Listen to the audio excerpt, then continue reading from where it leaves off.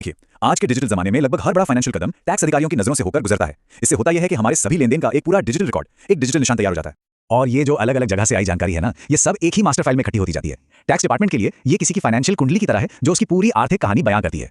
तो ये जो मास्टर दस्तावेज है, इसका एक ऑफिशियल नाम भी है, एनुअल इन्फॉर्मेशन स्टेटमेंट, या जिसे हम शॉर्ट में एआईएस कहते हैं। इस एक तरह का फाइनेंशियल रिपोर्ट कार्ड समझ सकते हैं जो सरकार के पास होता है और जिसमें हर एक चीज दर्ज होती है। तो ये एआईएस असल में है क्या? अगर सीधे साधे शब्दों में कहें तो ये पूरे साल भर के फाइनेंशियल लेनदेन का एक डिटेल रिकॉर्ड है। ये जानकारी न सिर्फ डिपार्टमेंट के पास होती है, बल्कि कोई भी टैक्स पोर्टल पर लॉगिन करके इसे खुद भी देख सकता है। अच्छा, अब ये पूरा प्रोसेस काम कैसे करता है? बहुत सिंपल है। जब भी कोई बड़ा लेनदेन होता है तो उससे जुड़ा बैंक या कोई और संस्था इसकी जानकारी टैक्स डिपार्टमेंट को दे देती है और ये जानकारी तुरंत एआईएस में अपडेट हो जाती है। चलिए अब जरा उन खास कैटेगरीज पर नजर डालते हैं जिन्हें ट्रैक किया जाता है, और इसकी शुरुआत करते हैं कमाई से। हमारी आय के कई सोर्स तो ऑटोमेटिकली रिपोर्ट हो जाते हैं। जैसे सैलरी पर जो टीडीएस कटता है वो एम्प्लॉयर रिपोर्ट कर देता है। अगर महीने का किराया 50,000 रुपए से ज्यादा है तो किराएदार टीडीएस काटकर जमा करता है। इसी तरह इन्वेस्टमेंट से मिलने वाला डिविडेंड और बैंक से मिलने वाला ब्याज भी सीधे रिपोर्ट होता है। अब बात करते हैं खर्चों की, क्योंकि कमाई की तरह ही हमारे बड़े खर्चे भी टैक्स अधिकारियों की रडार पर रहते हैं। मिसाल के तौर पर जब 30 लाख रुपए से ज्यादा की कोई प्रॉपर्टी खरीदी या बेची जाती है तो प्रॉपर्टी रजिस्ट्रार इसकी जानकारी देता है। ठीक वैसे ही 10 लाख रुपए से ज्यादा की गाड़ी खरीदने पर उसे बेचने वाला डीलर इसकी रिपोर्ट करता है।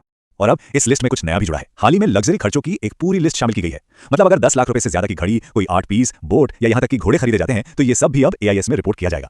अब आगे बढ़ते हैं और देखते हैं कि पैसे के आने जाने पर, मतलब मनी फ्लो पर कैसे नजर रखी जाती है, खासकर जब बात बड़ी रकम में कैश की हो। यहाँ लिमिट्स बिल्कुल साफ हैं। एक फाइनेंशियल ईयर में अगर सेविंग्स अकाउंट में 10 लाख रुपए से ज्यादा कैश जमा या निकाला जाता है तो बैंक इसे रिपोर्ट करेगा। वहीं करंट अकाउंट के लिए ये लिमिट 50 लाख रुपए है। इनके अलावा भी कई और लेनदेन हैं जिन पर नजर रखी जाती है, जैसे एक साल में क्रेडिट कार्ड का बिल 1 लाख रुपए से ज्यादा कैश में भरना, या 10 लाख से ज्यादा ऑनलाइन पेमेंट करना, साथ ही 1 लाख से ज्यादा का कोई लाइफ इंश्योरेंस का पैसा मिलना, और लॉटरी या गेमिंग से जीती गई कोई भी बड़ी रकम, ये सब भी रिपोर्ट होता है। अब स्क्रीन पर दिख रहे इस नंबर पर ध्यान दीजिए, 7 लाख रुपए। ये एक बहुत जरूरी आंकड़ा है। क्यों? चलिए अगली स्लाइड में देखते हैं। तो ये नंबर इसलिए जरूरी है क्योंकि अगर एक फाइनेंशियल ईयर में भारत से बाहर 7 लाख रुपए से ज्यादा भेजे जाते हैं तो ये ट्रांजैक्शन भी सीधा एआईएस में दर्ज हो जाता है। तो इस सारी जानकारी को देने का मकसद किसी को डराना नहीं है, बल्कि जागरूक करना है, क्योंकि कहा जाता है ना, जानकारी ही सबसे बड़ा बचाव है। तो सबसे जरूरी बात यह समझनी है कि इसका मतलब लेन देन करना रोकना नहीं है, बस ये जानना जरूरी है कि लिमिट्स क्या हैं और अपने फाइनेंशियल फैसले सोच समझकर पूरी जागरूकता के साथ लेने हैं। तो फिर इन सब बातों का निचोड़ क्या है? पहली बात, अलग अलग ट्रांजैक्शंस की रिपोर्टिंग लिमिट्स के बारे में पता होना चाहिए। दूसरी, ये पक्का करना जरूरी है कि टैक्स फाइलिंग एआईएस से मैच करे। और तीसरी बात, समय समय पर अपने एआईएस को चेक करते रहना चाहिए। अगर सब कुछ सही है तो फिर चिंता की